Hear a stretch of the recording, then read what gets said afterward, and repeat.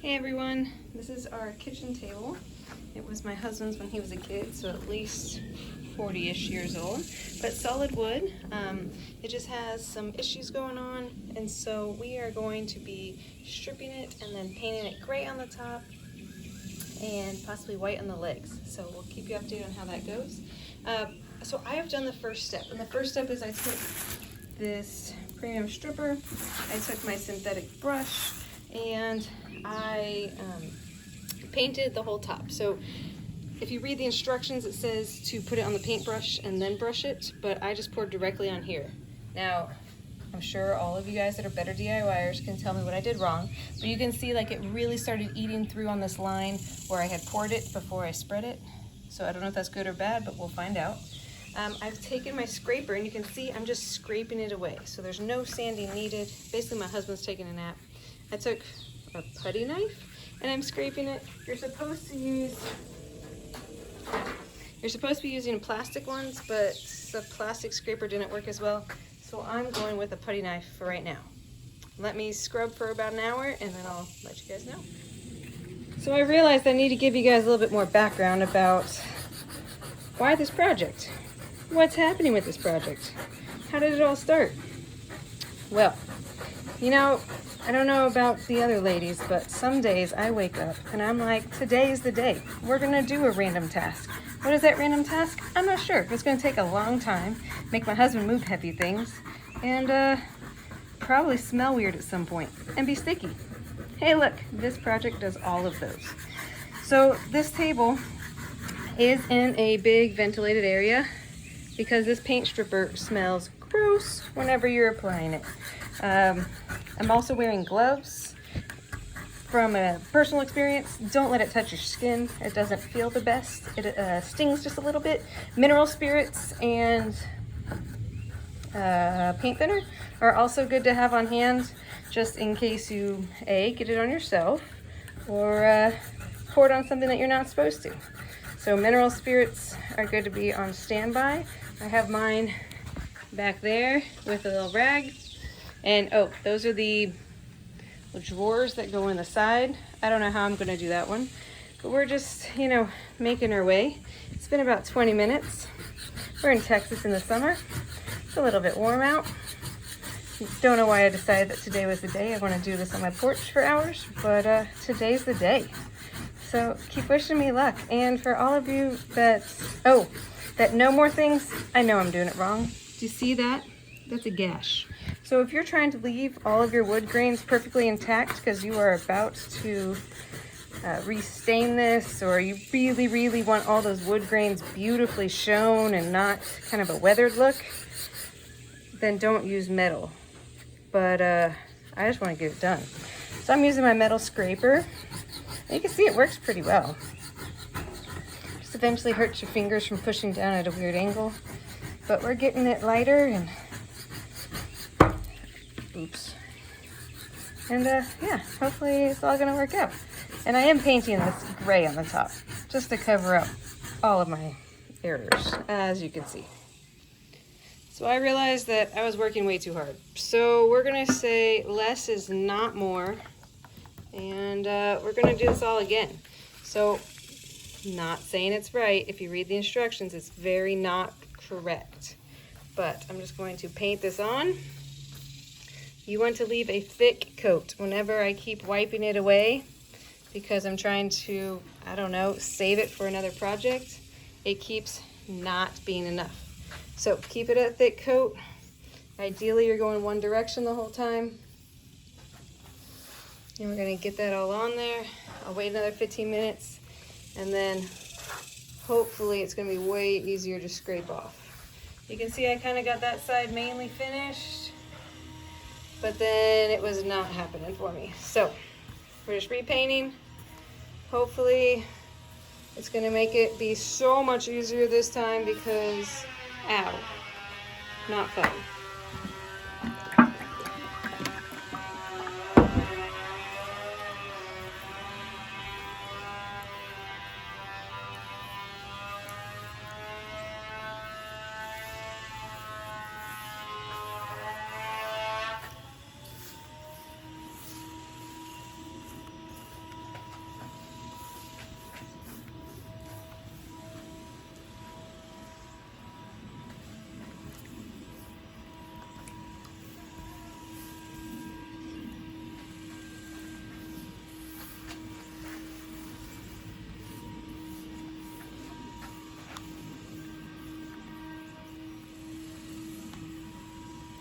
So if you think the table looks hard, look at those spindle legs. Just imagine that one. Not looking forward to it. 0%. Hopefully this paint stuff, when it's all thicker like this, really works. And then my life can be easier.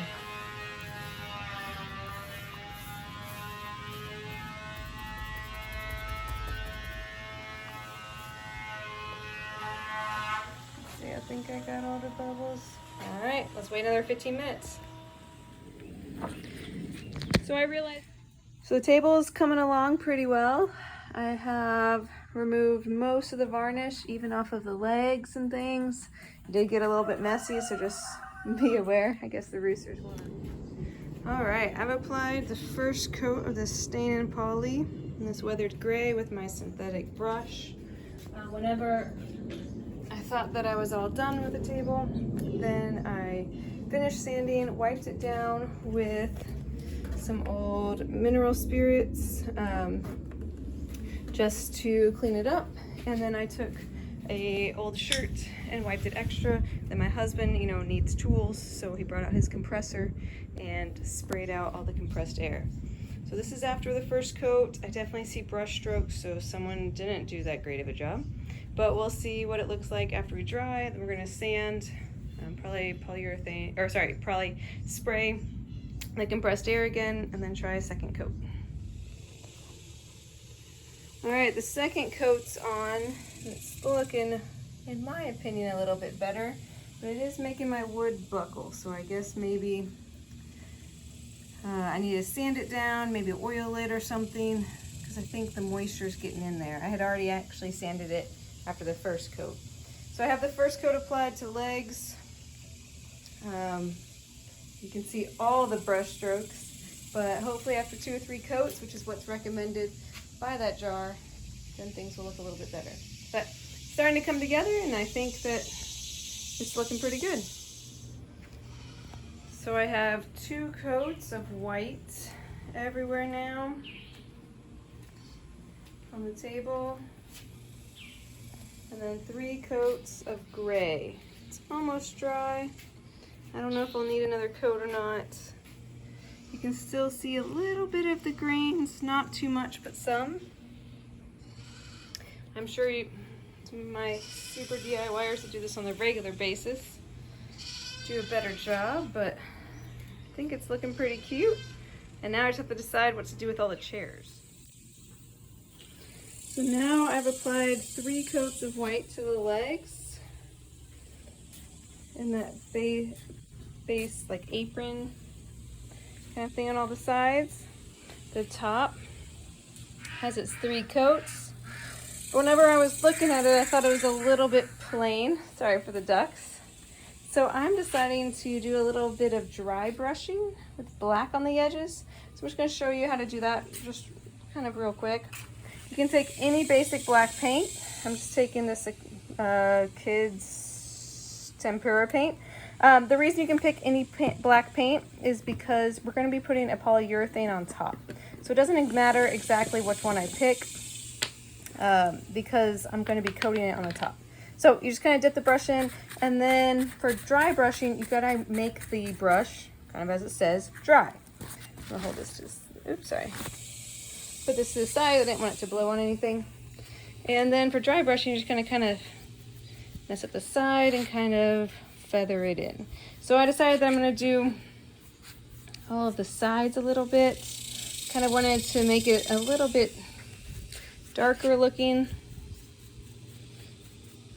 kind of on those corners, and just dry brush around.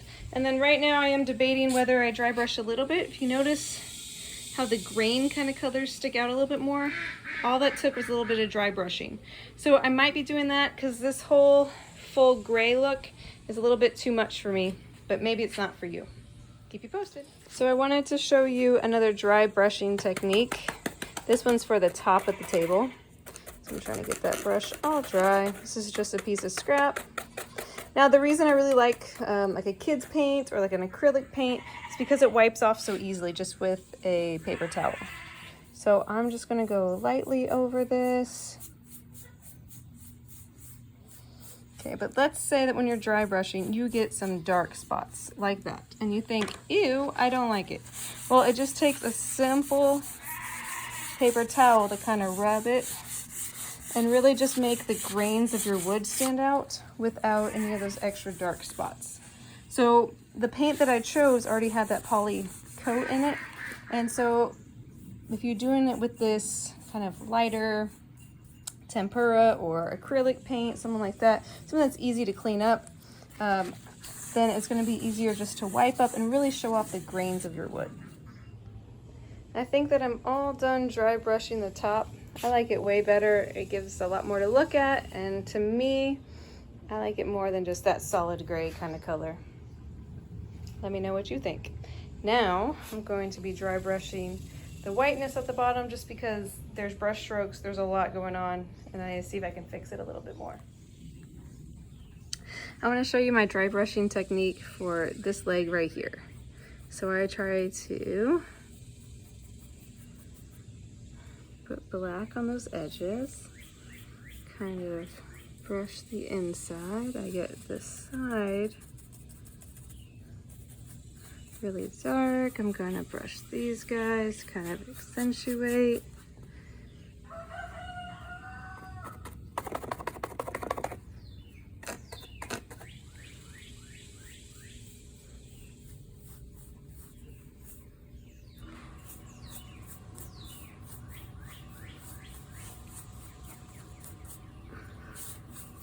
You can see I kind of have some lines up there that I don't want, so I'm just gonna kind of rub them out just a little bit.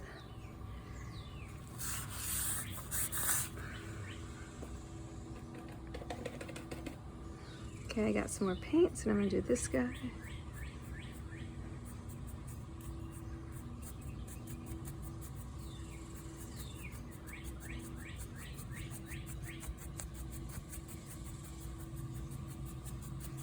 So in the future,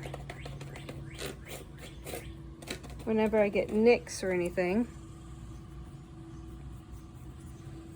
it's really gonna help it make or look better and not look as dirty.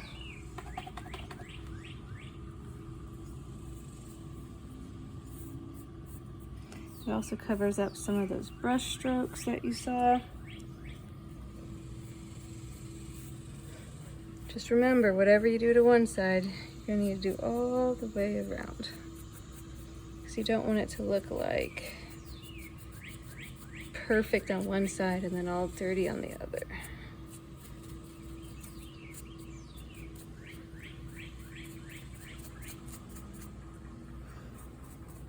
So if you notice a difference, we have perfectly white. And then if you go to this side, I think it looks so much cooler. Again, anytime you have those brush strokes that you're not such a fan of, like those guys, I'm just gonna rub them out, keeping a lot of that natural tone, and it gives it that overall weathered look. If anything is too dark, you can always wipe it off. Again, the joys of using a cheaper base paint. It's not as permanent. And my main purpose in doing this is because white gets dirty so easily that I'm trying to take care of myself in the future. So if you notice the bottom here, you have super white in the bottom. You have the lightly brushed part on top. If I do this, and do a little texturing, maybe a little darker color. To me, it now looks like it's a lot fancier of a piece. You can handle a lot more, I guess, getting dinged from the kids or just dirt in general. Hope. Or if you have any questions about dry brushing, please let me know. I'm not an expert by far.